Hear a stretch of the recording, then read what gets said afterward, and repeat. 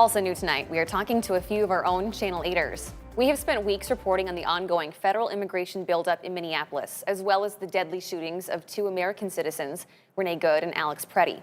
At the end of January, two of our colleagues traveled north to Minneapolis to spend the weekend helping our sister station, KARE 11. News 8's Cesar Sanchez and Hedges are joining us now. Guys, thank you so much for being here with us.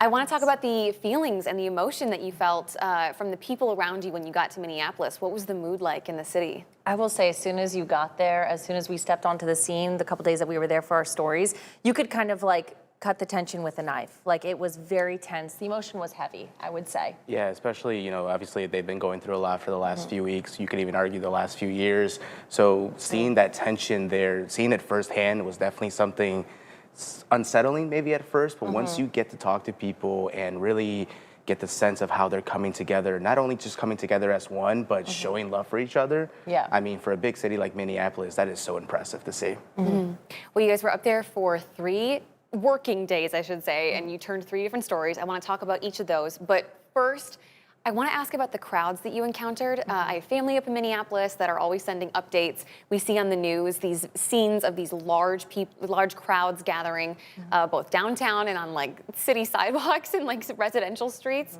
Did you see a lot of people coming out, and was any of the numbers surprising to you guys? Yeah, every single story that we did, there was a crowd. I mean, so one of our stories, the most impressive one to me was the bike ride. I know we'll get to that in just a little bit, but that crowd was incredible. We had gotten there just thinking it was going to be 100 people maybe, and then like it was over 2,000 people. We're just like flooding the city blocks, riding their bikes for a bike ride honoring Alex Pretti because he was an avid biker. So that was just incredible to see.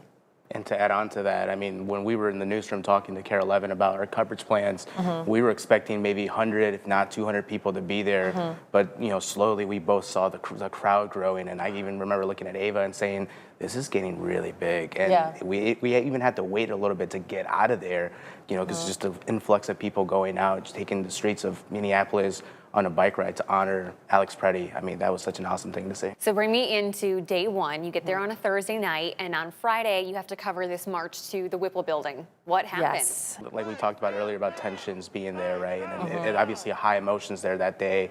And we've seen a mixed reaction. People obviously in support of, you know, getting ICE out of the state of Minnesota, and, you know, some people didn't even want us to be there. We've had some we have some bad encounters with some bad beings, I guess, if you want to call it. But I mean, it was just to be there and see it firsthand and seeing people make their voices heard.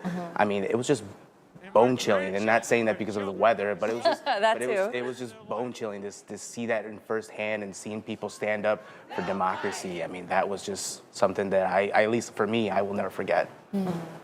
So then fast forward to Saturday, and a federal immigration judge, while you guys are in Minneapolis, rules the Trump administration can continue their immigration crackdown. What did that do to your story on Saturday, or did that impact that at all?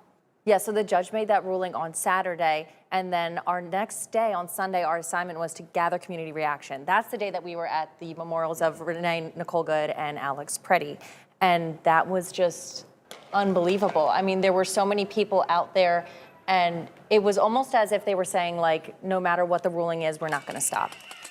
It was really crazy.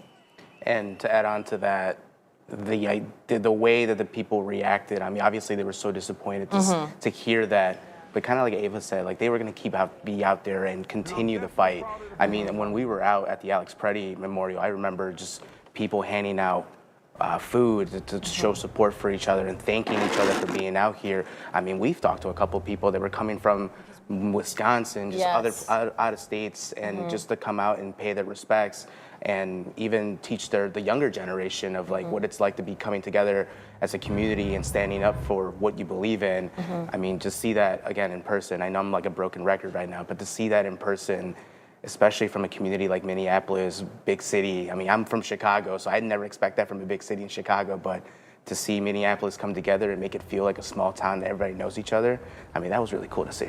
And something else, too, that just reminded me when the video was playing, the family that we spoke to, she said something that will always stick with me. She said, you know, unfortunately, we've had a lot of practice doing this. So that was pretty impactful for me to hear. We've had, you know, for them to say we've had a lot of practice in coming together and being disappointed and being hurt and having this kind of grief, that was really impactful. And it doesn't stop them, clearly. And that leads us to the bike ride, the story that you did on Saturday.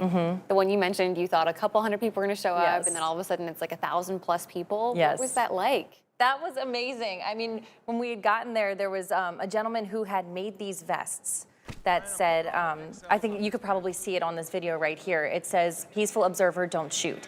And he'd made 1,000 of them, and he was like, "Oh, I'm hoping to get rid of all 1,000 of them." And before the bike ride started, like all 1,000 were gone. People were wearing them, and it didn't just stop there. Like 2,000, it looked like at least 2,000 people were in the crowd there. And even though some people didn't get those vests, I mean, they were still showing their support for the man. I believe his name was Dan. Yeah. They were still showing their support and saying like, hey, keep doing the good work, and you know, they're donating to him to hopefully see more vests be made in later dates. I mean, to see that, I mean, like, even though some people wanted the vest and didn't get one, they still wanted to show their support, still, you know, continue the fight. I mean, that was just incredible to see. And like I said earlier, we only thought like a few hundred people were going to be there. Yeah. That was the plan. And then we were at this park, and it grew so quickly that we didn't even know what to really expect afterwards. So it was really nice to see that. Well, we're glad you guys are back after all of that. Thank you so much for your time today.